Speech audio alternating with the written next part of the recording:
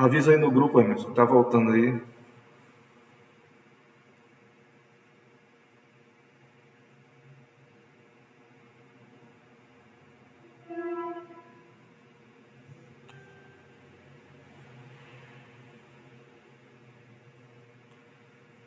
Irmãos, estamos de volta aí. Nós tivemos um problema com a nossa conexão, né? Nós caímos aí, havíamos caído a nossa conexão, mas agora estamos usando aqui um 3G, nosso irmão Diácono Valmir, que eu quero crer que 3G ou 4G, algum G desse aí, né?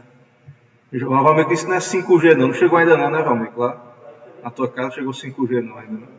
Então deve ser 3G ou 4G, eu quero crer que seja melhor do que a nossa fibra ótica aí que está caindo. O que está acontecendo é que ficou oscilando, a conexão está oscilando, né, toda hora, e aí ficou toda hora caindo, a gente ficou aqui tentando voltar, ligou o roteador e nada ainda.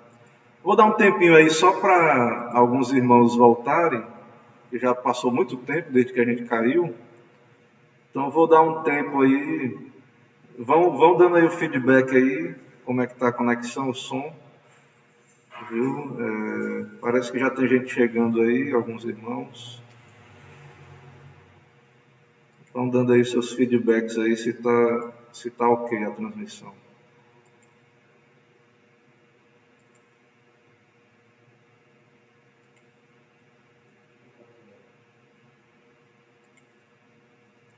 Irmã Mônica já nos achou, irmã Gisele.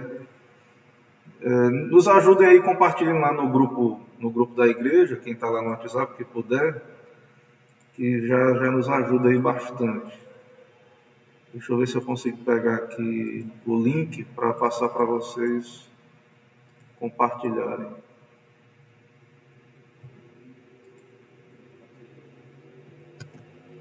Ok, então parece que voltamos aí, o som está bom, o tempo avançou, mas vamos caminhar aí para a gente chegar ao nosso desfecho, certo? Então, irmãos, retomando aqui a nossa aula 13 do Decreto Eterno de Deus, nós temos aí o livro, né? Já falei, não vou me deter, o livro que estamos usando. Já lemos o texto da confissão, capítulo 3, seção 2. Ainda que Deus sabe tudo quanto pode ou há de acontecer em todas as circunstâncias imagináveis, Ele não decreta coisa alguma por havê-la previsto como futura ou como coisa que havia de acontecer em tais e tais condições. Eu já comecei a ler também esses dois primeiros textos, mas vamos notar aí o terceiro texto, Mateus 11, de 21, acho que é a 23, Mateus 11, de 21 a 23. Veja que Jesus está falando de uma possibilidade. Ai de ti, Corazim, ai de ti, Betsaida, porque se em Tiro e em Sidom se tivessem operado os milagres que em vós se fizeram, há muito que elas teriam se arrependido com pano de saco e cinza. Então não foram feitos os milagres, mas Jesus está dizendo, se tivesse feito. Então Deus sabe as possibilidades futuras. Deus conhece as possibilidades, Ele é onisciente. Né? O argumento aí é esse. Porém, Ele não nos escolheu por causa da onisciência. Pelo menos nós reformados não cremos assim. Veja aí Romanos 9, de 11 a 13. E ainda não eram os gêmeos nascidos, nem tinham praticado o bem ou o mal, para que o propósito de Deus quanto à eleição prevalecesse, não por obras, mas por aquele que chama, já fora dito a ela, o mais velho será servo do mais moço, como está escrito, amei Jacó, porém me aborreci de Esaú. Então, na eternidade, ainda não haviam nascidos os gêmeos, para que o propósito de Deus quanto à eleição prevalecesse, não por obras. Então, Deus não escolheu Jacó porque viu que ele era bom, porque previu na eternidade que Jacó escolheria Deus. Mas os dois eram igualmente pecadores. Tem um professor meu, né, um professor meu do seminário, Moisés Bezerril, que ele dizia que a eleição é como um saco de feijão todos podres, e aí Deus ou você, né, no caso, a ilustração é você, mete a mão e tira um punhado, e escolhe um punhado. Todos eram estragados. Então, de uma humanidade caída, Deus escolheu os seus eleitos. E não foi por causa da presciência, certo? Por isso que Romanos 9, 16 a 18 diz: assim não depende de quem quer ou de que corre, ou de quem corre, mas de Deus usar a sua misericórdia. Porque a Escritura diz a Faraó: para isso mesmo te levantei, para mostrar em ti o meu poder, e para que o meu nome seja anunciado por toda a terra. Logo tem ele misericórdia de quem quer, e também endurece a quem lhe apraz. Então há uma soberania de Deus na eleição, que é o que vamos aprender e estudar na nossa lição de hoje. Então vamos para a exposição dessa sessão. Se der tempo, eu creio que dá, com a ajuda de Deus, vamos expor a segunda sessão, mas vamos aqui agora para a sessão 2. Então, irmãos, um assunto aí da teologia reformada diz respeito ao plano eterno de Deus, no que diz respeito à salvação, certo? Na verdade, nós reformados cremos que há um decreto de Deus por trás de todas as coisas, uma vontade. E isso também inclui a salvação dos eleitos. E nós vamos ver na próxima sessão isso, mas isso inclui, essa eleição, essa pré-ordenação de Deus inclui questões relativas à salvação. Então há uma vontade de Deus que é a preceptiva, que são os mandamentos de Deus, os 10 mandamentos. Então essa vontade de Deus qual é? A nossa santificação. Que nos arrependamos e creiamos. Essa é a vontade de Deus. Mas o decreto é esse plano eterno. Como eu falei, né? Deus tem um plano para as nossas vidas. Muitas vezes a evangelização é dito isso, né? Deus tem um plano para a sua vida. Será que as pessoas levam a sério isso mesmo? Será que elas creem no decreto de Deus? De fato, nós cremos que Deus tem um plano, que não é aleatório, que a nossa vida está cumprindo um propósito de Deus, glorificar a Deus, em primeiro lugar. Então, há essa vontade do preceito, que é que sejamos santos. E há uma vontade que é o decreto de Deus. E essa vontade, ela vai se cumprir. Lembra de Jó? Nenhum dos teus planos pode ser frustrado, né? Deus não pode ser frustrado nos seus planos. Então, um exemplo aí da vontade do decreto é a criação. Deus criou o mundo pela sua palavra, pela palavra do seu poder, pelo seu decreto. Ele disse: haja luz e houve luz. Mas também, não apenas a criação, mas o decreto de Deus também se aplica à redenção. Então, irmãos, a salvação, a base, a raiz dela está na eternidade.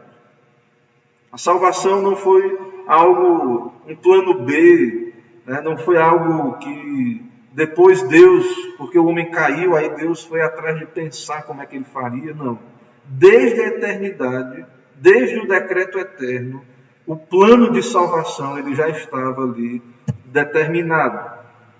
Então, na seção 1, como o Sproul diz aí, nós falamos desse conselho da vontade de Deus, dessa ordenação de Deus, né? E tudo isso aí está conectado, certo? Todas essas coisas.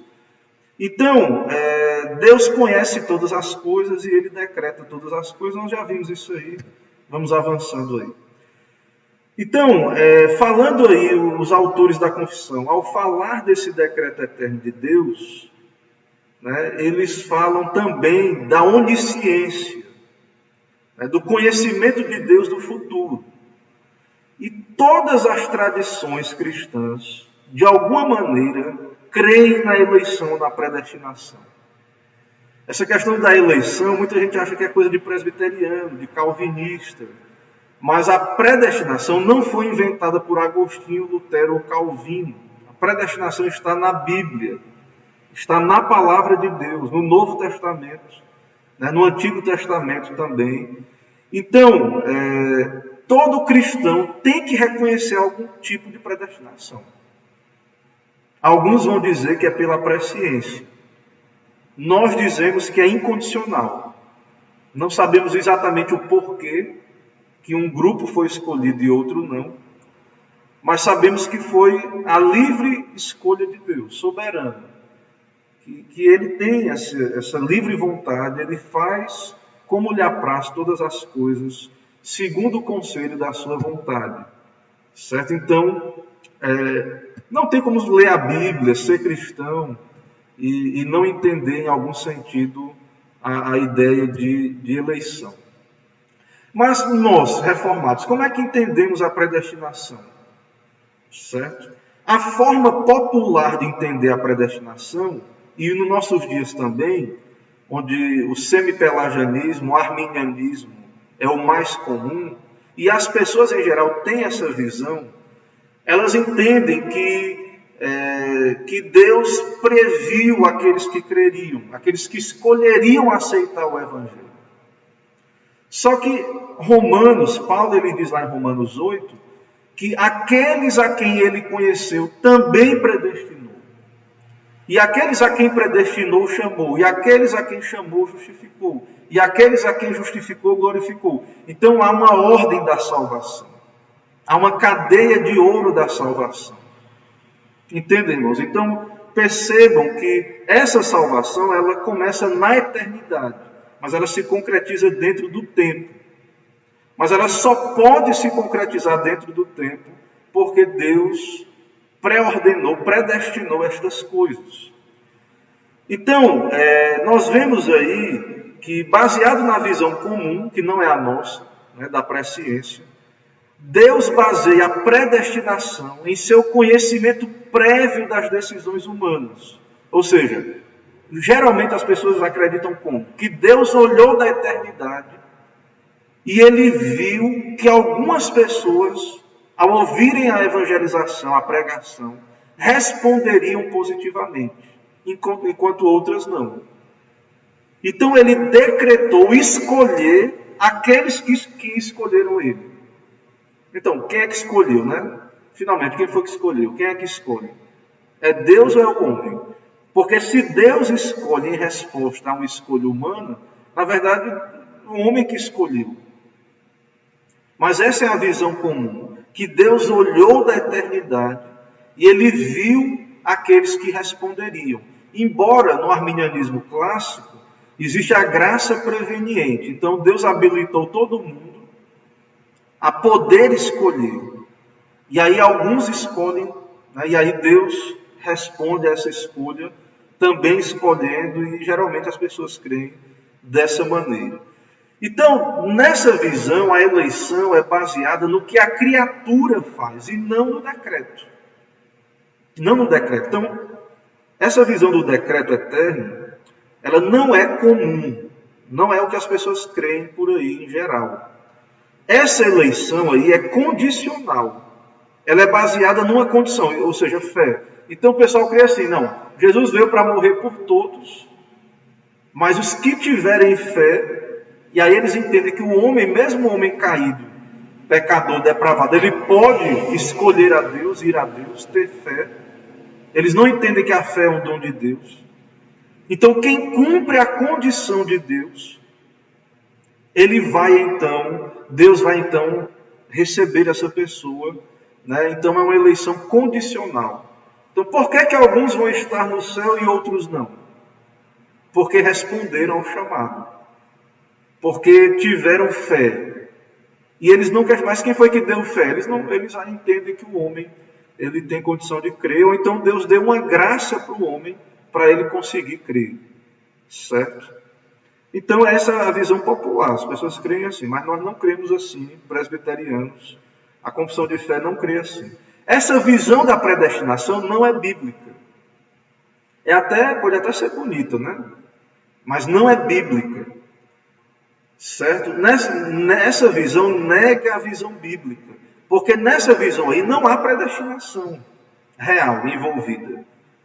Deus viu um conhecimento prévio, Né? Deus não determina nada aí, antecipadamente, né? E aí, então, é uma predestinação condicional, né? Uma eleição condicional. A doutrina reformada da predestinação, por outro lado, é chamada de eleição incondicional. E a nossa fé bíblica ensina que a eleição não se baseia nas condições que as pessoas podem reunir, a sinceridade ou uma decisão humana, mas que a eleição se baseia no decreto eterno de Deus. Nós cremos nisso, né? Que somos salvos, nós nos arrependemos, nós cremos, nós fomos salvos porque Deus nos elegeu na eternidade para isso. Nós não iríamos a Deus se isso não tivesse sido dado a nós pelo Pai. Então, irmãos, embora Deus saiba o que vai acontecer, Ele não decreta nada porque previu como futuro. Essa é a doutrina da confissão de fé, que é bíblica.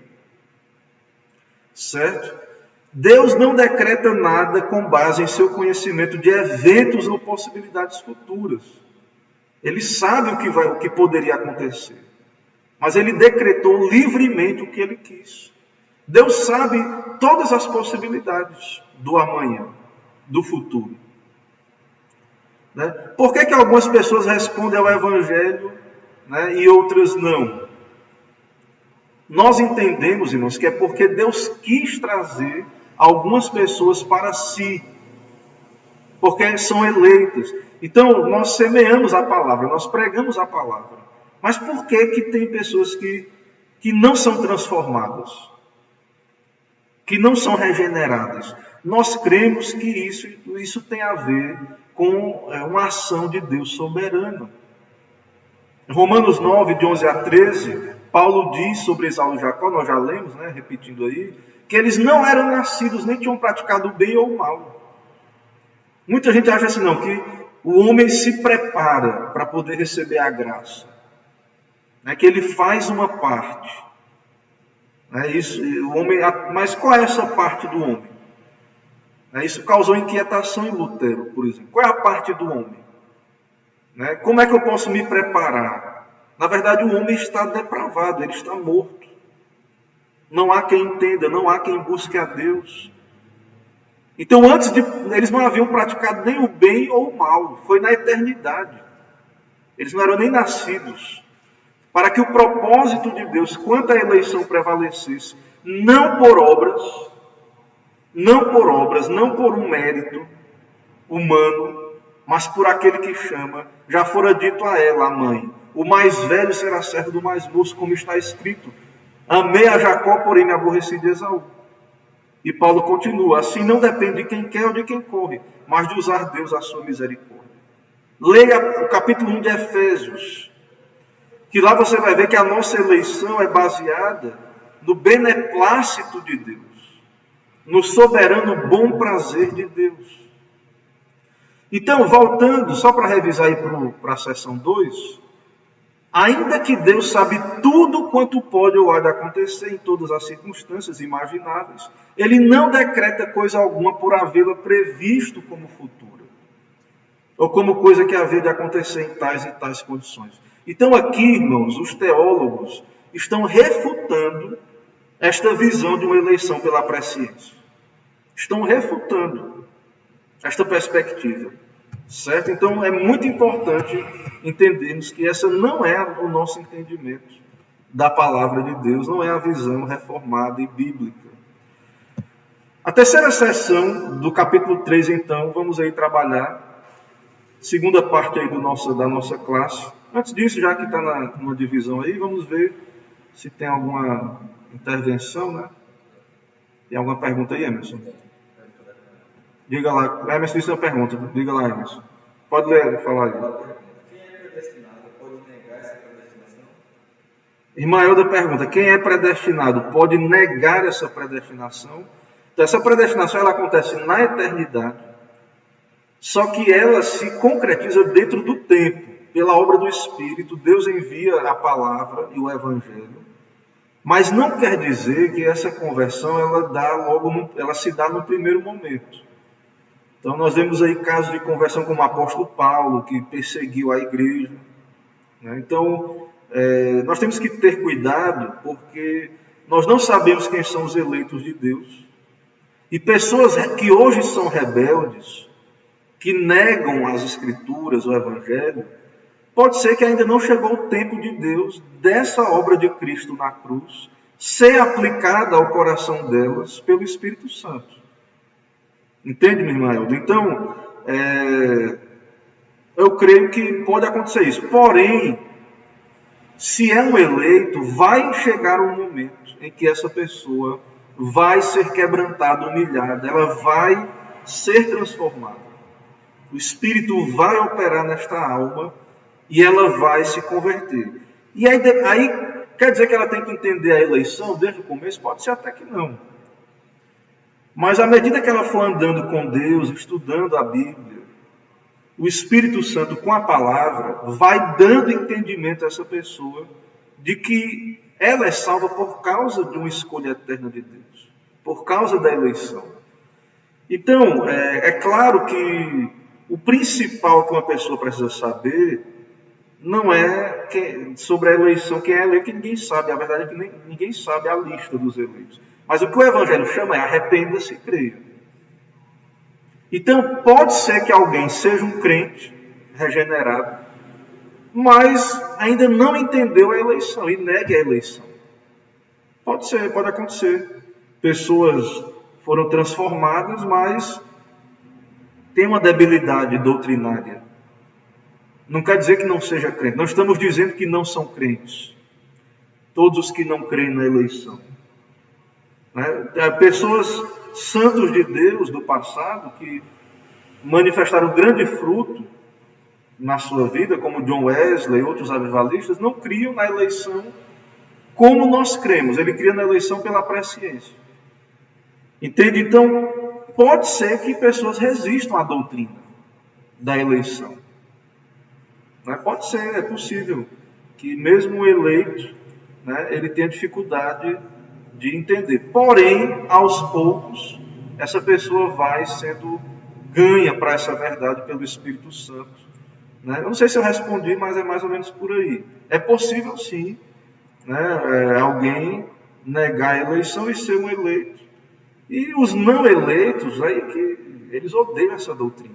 Nós vamos ver isso aqui, que os não eleitos odeiam essa doutrina. Porque eles dizem, é injusto. Se todos são pecadores, ninguém merece. Por que escolheu esse grupo? Por que escolheu aquele pecador? Ele não era pecador igual a mim? Nós não sabemos o porquê. Por que Deus escolheu Jacó? Jacó enganou o irmão, pegou o irmão na fraqueza. Depois roubou ali a bênção, mentindo para o pai. Era um pecador terrível. Então, o ímpio, ele olha assim, mas por que Deus? E nem tudo, a gente tem uma resposta. A Bíblia não diz o porquê, tudo é para a glória de Deus. Mas a Bíblia revela que há um propósito de eleição. E é o que vamos ver aqui na seção 3. Pelo decreto de Deus e para a manifestação da sua glória, alguns homens e alguns anjos são predestinados para a vida eterna e outros pré-ordenados para a morte eterna. Então, há um plano de Deus para cada criatura. A história ela não segue o acaso. Agora perceba aí, irmãos, eu vou entrar nos textos e na exposição. Então, pelo decreto de Deus, e por quê? É dito aí, para a sua glória, para a manifestação da sua glória. Certo? Então, o que a gente sabe aí é isso, que é para a glória de Deus. Alguns homens e anjos são predestinados para a vida eterna, para a felicidade eterna, para a bem-aventurança eterna. E outros, aí veja que ele não usa a palavra predestinados. Ele usa a palavra pré-ordenados para a morte eterna. Nós queremos entender isso aqui, nessa segunda parte. Então fique atento, que isso é muito importante. Ele fala predestinados para a vida, alguns anjos e homens, e outros pré-ordenados para a morte. Não é a mesma palavra, e isso é importante. Nós vamos entender aqui. Primeiro, vamos ler os textos aí, né, para a gente não ficar sem base bíblica, que tudo isso aqui o que importa mais é o que está na Bíblia, né? 1 Timóteo 5,21. Conjuro-te perante Deus e Cristo Jesus e os anjos eleitos, que guardes estes conselhos sem prevenção, nada fazendo com parcialidade. Veja que o destino dos anjos, não há muito detalhe sobre os anjos. Mas Paulo está dizendo aí que tem anjos eleitos. Então, se uma parte dos anjos não caiu, não é porque eles eram melhores do que os outros que caíram. Eles eram eleitos, Deus os preservou. Deus os guardou de cair. Certo? Então, havia um plano, havia uma eleição, havia uma predestinação. Isso alcança até os anjos. Veja que há um plano, que o destino eterno das criaturas não é algo aleatório. Mateus 25:41 diz: então o rei dirá também aos que estiverem à sua esquerda: apartai-vos de mim, malditos, para o fogo eterno, preparado para o diabo e seus anjos. Então o fogo eterno, né, já está preparado para o diabo e seus anjos. É uma coisa que já está no plano lá, né? E aí os malditos, né, os não eleitos, vão também para esse fogo eterno. Romanos 9, 22 a 23. Que diremos, pois, se Deus, querendo mostrar a sua ira e dar a conhecer o seu poder, suportou com muita longanimidade os vasos de ira, preparados para a perdição, a fim de que também desse a conhecer as riquezas da sua glória em vasos de misericórdia, que para a glória preparou de antemão. Então, os vasos de ira, preparados para a perdição, Deus suportou com paciência. E há vasos de glória, vasos de misericórdia, que Deus preparou de antemão. Veja a eleição aí. Efésios 1, 5 a 6. Nos predestinou para Ele, para a adoção de filhos, por meio de Jesus Cristo, segundo o beneplácito de sua vontade, para o louvor da glória de sua graça, que Ele nos concedeu gratuitamente no amado. Veja a predestinação. Efésios 1 e Romanos 9. E Provérbio 16, 4. O Senhor fez todas as coisas para determinados fins, até o perverso para o dia da calamidade. Então, há um plano para as vidas. E para a vida dos ímpios também. Para a vida do perverso também há um plano. E não é um plano de vida para todos. E para aqueles que não se arrependerem dos seus pecados, não crerem em Cristo. Infelizmente, nós não falamos isso com alegria, pelo contrário, é triste, mas é a verdade. E há um propósito em tudo isso, a glória de Deus, manifestar a sua ira, a sua justiça, nos vasos de ira, e a sua graça, a sua bondade nos vasos de misericórdia. Vamos então à exposição. Fique firme aí que a gente vai chegar até o fim aí da nossa exposição e tentar responder algumas perguntas. E é muito importante porque entender essa doutrina, porque nós somos muito perseguidos por causa da eleição, porque as pessoas não entendem o que pregamos. Então nós temos que deixar muito claro o que cremos nessa questão da predestinação, para que as pessoas não deturpem e nos acusem erroneamente. Então, irmãos, veja aí que há uma diferença e uma mudança na palavra, de predestinar, no caso dos eleitos, para a vida, e pré-ordenar, no caso dos ímpios, dos reprovados. Não é uma mera questão de estilo na escrita, certo? Não é uma questão de mero estilo, vamos entender isso. O decreto, em primeiro lugar, é para manifestar o que é a glória de Deus. Por que é que Deus salvou um grupo? Eu não sei, a gente não sabe todas as respostas.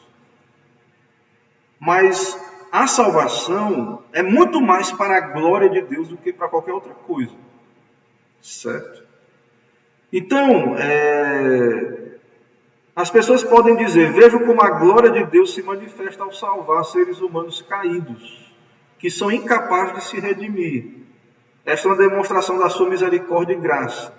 Então, as pessoas não têm dificuldade de entender, no caso dos eleitos, que isso glorifica a Deus. Mas e o resto da humanidade, os perdidos, os que irão ser condenados, os que perecem em seus pecados, os que não recebem misericórdia? Né? Será que Deus é glorificado? Como as pessoas que perecem no inferno contribuem para a glória de Deus? Isso é difícil, né? Triste fim, né? dos ímpios. Né? Triste fim. Mas, irmãos, Deus é glorificado trazendo julgamento sobre o pecado e os pecadores. Parece difícil para nós, né? Porque são pessoas talvez parentes, pessoas amadas, né? Pessoas que não são crentes da nossa família, que muitas vezes negam a Cristo, morrem nos seus pecados. Mas, irmãos, o fato é que a Bíblia revela que Deus é glorificado pelo julgamento dos ímpios no inferno, tanto quanto Ele é glorificado na salvação dos eleitos, dos que estarão no céu. Então, a glória de Deus é manifesta. Por um lado, a justiça nos reprovados é demonstrada, e a sua bondade nos salvos. Certo? Então, muitos dizem que, o que Spru está dizendo aí, né, que o ponto da disputa, do debate que muitos dizem que a doutrina reformada, agostiniana da predestinação, não manifesta a bondade de Deus. Que Deus é injusto. Por que Deus salva um e não salva o outro? Se Deus podia salvar todos, por que Ele não salvou logo todo mundo? Não é injusto Deus fazer isso? O que é salvo não era tão culpado e pecador quanto o que se perdeu? Por que Deus trata diferente? Não é injustiça? Isso não é acepção de pessoas? Né? Nós somos acusados, nós que cremos na predestinação, então Deus faz acepção de pessoas. Por que Ele salvou um e não salvou o outro? Né? Mas nós entendemos, irmãos, que Deus não precisava salvar ninguém. Ele livremente salvou um grupo, escolheu para a salvação um grupo e passou por alto o outro grupo, o entregou aos seus caminhos, às suas escolhas, ao seu destino de perdição. Então Deus não é obrigado, Ele é livre, Ele não está obrigado, Ele não precisava salvar ninguém. Esse conceito de uma soberania livre, absoluta de Deus, Deus é livre para fazer o que Ele quiser, com quem Ele quiser, com as suas criaturas. E isso manifesta a sua glória. Então, em Romanos 9, o apóstolo Paulo dá a sua explicação mais extensa dessa doutrina. E há uma objeção, e nós não negamos essa objeção. O ímpio, ao ouvir essa doutrina, essa mensagem, e Paulo cita isso lá no verso 14, ele diz: o que diremos então? Existe injustiça da parte de Deus? Eu creio, irmãos, que o ímpio, o não eleito, ele nunca vai aceitar. Ele vai entender que é injusto, porém ele é pecador, ele é injusto. Ele merece a condenação. O que ele está recebendo é justiça. Mas os não regenerados odeiam um Deus soberano. Há uma inimizade na carne contra Deus. E Paulo diz, de maneira nenhuma, não há injustiça da parte de Deus. E ele cita Moisés, terei misericórdia de quem me aprover ter misericórdia. Deus deixa claro que Ele tem a prerrogativa soberana de dar misericórdia e conceder graça a quem Ele quiser. Ele concede a sua misericórdia a quem Ele quiser. Por isso é misericórdia, é por isso que é graça. Não é forçado, não é obrigado a fazer isso. Então, temos que entender isso. Agora, os autores da confissão, eles tinham algo teológico em mente quando eles mudaram a teologia na questão da predestinação. Os salvos são predestinados, os não salvos pré-ordenados para a morte eterna. Porque há uma confusão com diz respeito à dupla predestinação. Alguns cristãos acreditam que a Bíblia ensina a predestinação, mas apenas uma predestinação, que Deus elege os que vão ser salvos. Mas ele não tem nenhum plano para os que não são salvos, para os réprobos. Então eles acham que o decreto de Deus é só positivo, ele não tem uma dimensão negativa. Mas irmãos, se Deus é soberano sobre tudo, certo? Mas a gente tem que entender como é que isso acontece. Porque há distorções do entendimento dessa verdade. A visão reformada é chamada de dupla predestinação, porque inclui tanto a eleição do lado positivo, quanto a reprovação do lado negativo. Então Deus é soberano sobre o destino eterno de anjos e homens. É o que a confissão falou aí. Ele predestina uns para a vida, ele preordena outros para a condenação. Então nós defendemos essa visão, mas nós temos que saber como articular, para que as pessoas não distorçam aquilo que estamos querendo dizer. Certo? Esse problema da questão da predestinação e da dupla predestinação, esse é um problema teológico. Certo? Se todos, exceto uma pessoa, fossem eternamente predestinados, ou para a salvação, predestinados para a salvação, e apenas um não fosse, o problema estaria instalado.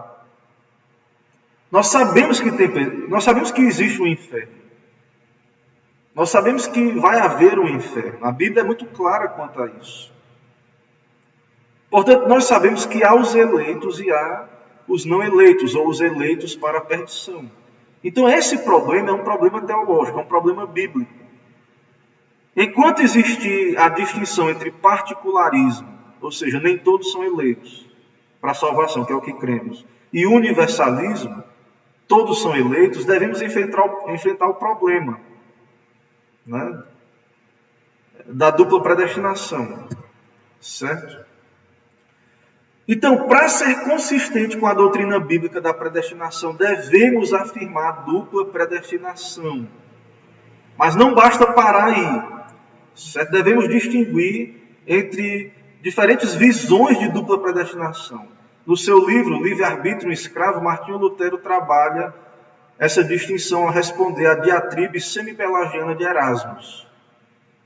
Então, eu falei já que tem um grupo aí que crê na predestinação pela presciência. Eles creem na predestinação, mas pela presciência. Então, como é que cremos na dupla predestinação? Tem um grupo de crentes na dupla predestinação que são chamados de hipercalvinistas. Que nós não somos hipercalvinistas. Esse grupo argumenta que os decretos da eleição e reprovação são simétricos. Isso significa que tanto a eleição quanto a reprovação são ordenadas e impostas pela intervenção divina. Então, com relação aos eleitos, Deus intervém neles para criar fé e arrependimento. E da mesma maneira, Deus intervém na vida dos réprobos para que eles sejam endurecidos. Ou seja, é como se Deus estivesse ativamente impedindo as pessoas de irem a Cristo ou de serem salvos. Então, o hipercalvinismo, ele diz que Deus está ativamente agindo tanto no que vai para a salvação, igualmente no que vai para a condenação. Há uma intervenção direta de Deus nos corações. Então, para o hipercalvinista, é como se Deus estivesse praticamente ali operando um mal em seu coração. Como se estivesse impedindo essas pessoas de alcançarem a vida.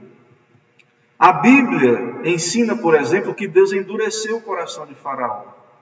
Segundo Lutero, o ato do julgamento de Deus, chamado endurecimento, envolve dois conceitos importantes. Em toda a Escritura, o julgamento de Deus é frequentemente manifestado ou explicado em termos de um tipo de justiça poética, na qual ele entrega às pessoas as suas inclinações más. Irmãos, essa coisa do endurecimento, claro que isso está no decreto, mas a ideia não é que Deus cria o mal no coração de Faraó ou do pecador. O mal já está ali. Essa justiça de Deus, Deus entrega esse pecador à dureza do seu coração. Ali já tem mal suficiente naquele coração. E ele vai cada vez mais se endurecer. Apocalipse 22, 11, né? O que o sujo continue a se sujar, que o malfeitor ainda faça o mal. Então, no seu julgamento sobre os não eleitos, Deus os entrega aos seus desejos pecaminosos. Isso vai endurecendo. Não é que Deus cria o mal no coração de ninguém, ou intervém no coração de alguém, como que impedindo essa pessoa de ir a Cristo ou de ser salvo. Já há mal naquele coração. Faraó já era ímpio, já era mau, já era duro de coração. Mas Deus não lhe deu a graça do arrependimento para a vida. Deus não deu a ele quebrantamento, humilhação espiritual, obra do Espírito. Então Deus só precisava reter de Faraó qualquer graça que estivesse restringida à sua maldade e permitir-lhe o seu caminho. Então o ímpio, ele já está indo de mal a pior. Os ímpios não são tão maus quanto eles poderiam ser, porque há uma graça, Deus, os teólogos chamam de graça comum, né? Que há um debate aí, que não é o meu ponto aqui debater essa questão, mas a questão é que a depravação total não é que os homens são tão maus quanto eles poderiam ser. Porque parece que ainda há uma bondade de Deus, algo que restringe os homens de se afundarem completamente no pecado. Mas se Deus entrega os homens aos seus pecados, então não há limite para esse endurecimento. Então, judicialmente, ao fazer isso, Deus endureceu o coração de Faraó. Ou seja, isso foi consequência natural da própria pecaminosidade dele. Então, a teologia reformada rejeita essa forma de dupla predestinação hipercalvinista, que diz que Deus trabalha positivamente nos eleitos para promover fé e arrependimento, e igualmente nos réprobos. É como se Deus estivesse segurando ali os não eleitos. Não, eles não veem porque eles são depravados, porque eles já são maus. Eles são inimigos de Deus. Há uma inimizade nos seus corações. Eles não amam a Deus, não querem a Deus. Então, se Deus estivesse agindo positivamente no coração dos réprobos, aí talvez poderíamos dizer que é injustiça. Ou seja, que essas pessoas são forçadas a ir para o inferno. Que mesmo que elas quisessem a salvação, Deus estaria impedindo elas. Então isso poderíamos dizer que seria algo injusto. Então a visão reformada da dupla predestinação não é essa visão simétrica, positiva, mas uma visão positiva-negativa. Então, quando Deus fez os seus decretos de salvação, a sua decisão foi eleger algumas pessoas pela sua graça. Né? Esse decreto foi baseado em seu conhecimento de um mundo que Deus sabia que haveria queda. Ele contemplou a humanidade. Deus sabia que cada um deles seria morto nos seus pecados, entregues a si mesmos. Cada um deles é escravo do pecado. Deus viu isso, Deus sabia disso. Né? Mas ele escolheu uma parte. Ele escolheu uma parte. Ele escolheu um grupo. Fora deste grupo, né, que ele escolheu, há o grupo dos rebeldes. Né? Na verdade, esse grupo escolhido fazia parte do grupo de rebeldes. Todos eram rebeldes. Ninguém merecia. Todos estavam perdidos. Então, dentro deste grupo de todos igualmente merecedores do inferno, Deus, em sua misericórdia, né, pôde salvar alguns e visitá-los com a graça especial. Então Deus intervém. A salvação dos eleitos para a vida é uma intervenção de Deus. Deus envia a palavra, Deus envia o Espírito. Uma intervenção positiva. Eles estão mortos nos seus pecados. Deus envia o Espírito, a palavra produz fé em seus corações. E com isso eles podem atender à condição da salvação. Enquanto outros, Deus os deixando nos seus pecados. Então, meus irmãos, Se Deus não intervir positivamente, ninguém seria salvo. Todos nós estávamos perdidos. Seríamos incrédulos. Finalmente estaríamos condenados na condenação do inferno. Então, estávamos miseráveis, mas Deus interviu e nos salvou. E por outro lado, Ele não está intervindo em todos, mas há um grupo que é deixado à sua própria sorte. Lembra da pregação de hoje de manhã? Quando Deus quer abençoar um povo, um homem, Ele envia o quê? A sua palavra, o seu Espírito. O regenera, o salva. E a Bíblia revela que há um grupo que não há essa intervenção, que é deixado entregue a si mesmo. São os não eleitos.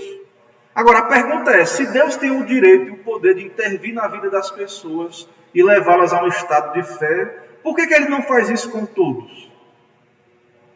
Porque muita gente não acha que isso é absurdo, né?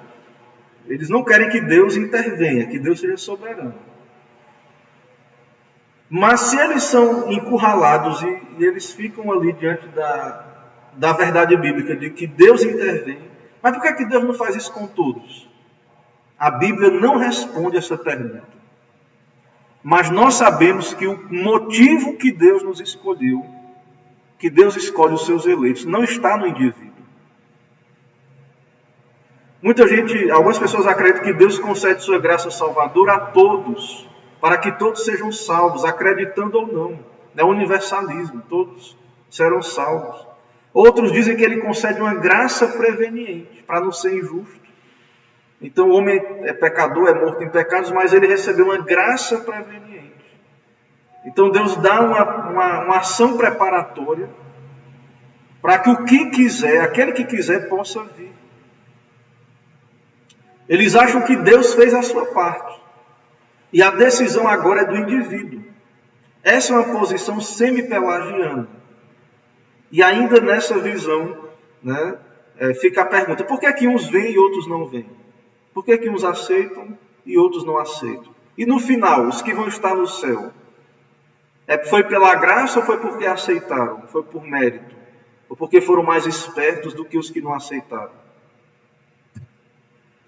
Então, a pessoa que assume essa posição, que a decisão está no indivíduo, ele tem esse problema aí.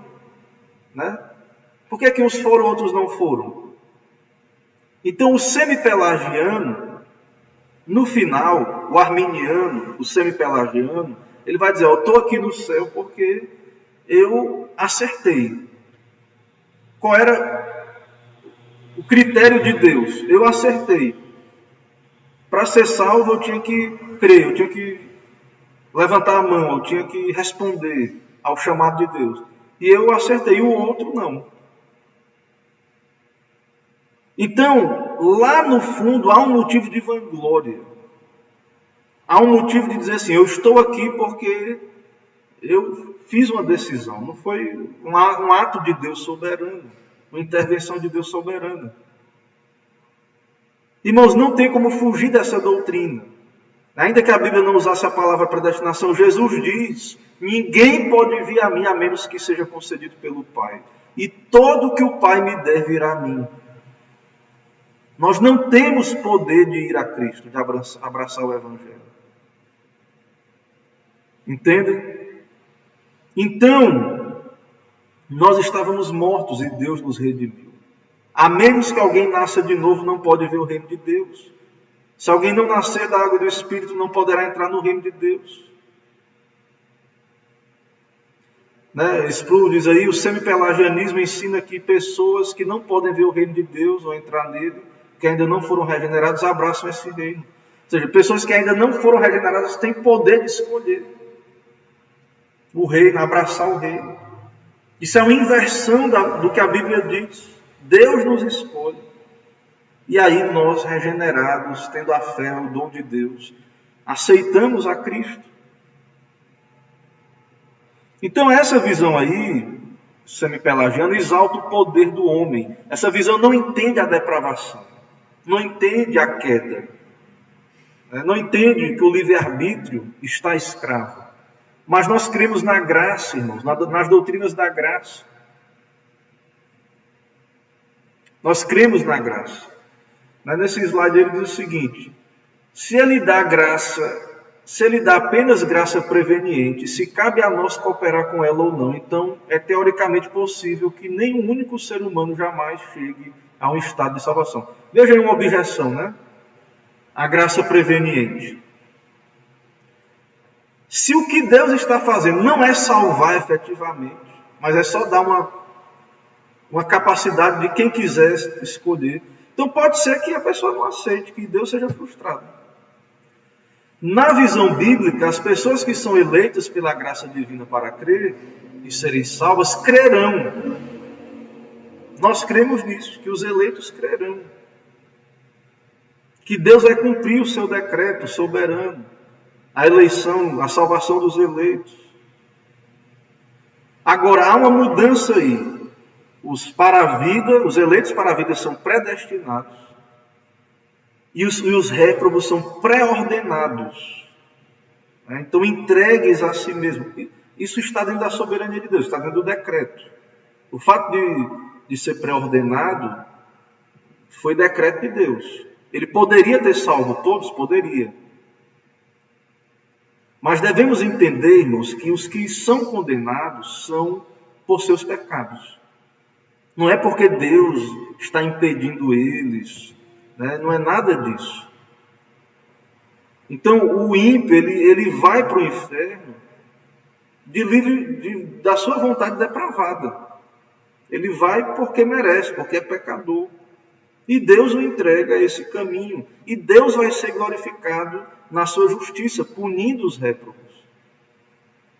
Entende? Então eu encerro aqui a exposição e eu quero ver se tem perguntas e participações aí dos nossos irmãos. Irmãos, eu agradeço a paciência dos irmãos que ficaram conosco, mesmo tendo caído aí a live. Quero agradecer, né, a paciência aí dos amados. Né? Não caiu não, né? Então, que bom que não caiu. Alguma pergunta aí, Emerson? Me passe aí, me ajude aí.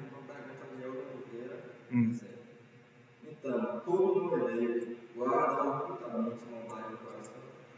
Sim, segundo a Bíblia, todo não eleito, minha irmã, ele está morto nos seus delitos e pecados. Ele é escravo do pecado de Satanás. Ele está em fel de amargura e laço de iniquidade. Mesmo que ele não esteja plenamente consciente disso, porque ele não olha para a Bíblia. O problema é que as pessoas se acham boas, que o homem é bom, né, por causa da visão científica. Essas pessoas não se olham no espelho da palavra. Pelo diagnóstico da Bíblia, né, essas pessoas são rebeldes, são inimigos de Deus, são escravos do pecado. Né? Elas estão mortas, estão no caminho de morte. Certo? Então, todo não eleito, não há um bom, não há um justo. Depois, minha irmã, leia lá em Romanos 3 para a irmã ter esse diagnóstico. Depois leia lá em Romanos 3, a partir do verso 10. Como está escrito, não há justo nenhum sequer. Não há quem entenda, não há quem busque a Deus. Todos se extraviaram, a uma se fizeram inúteis. Não há quem faça o bem, não há nenhum sequer. A garganta deles é sepulcro aberto, com língua de engano.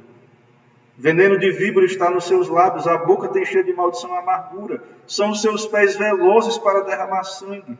Nos seus caminhos há destruição e miséria. Desconheceram o caminho da paz, não há temor de Deus diante de seus olhos. Isso é todo filho de Adão, fora de Cristo. Todos nós, por natureza. Não há injusto, não há quem entenda.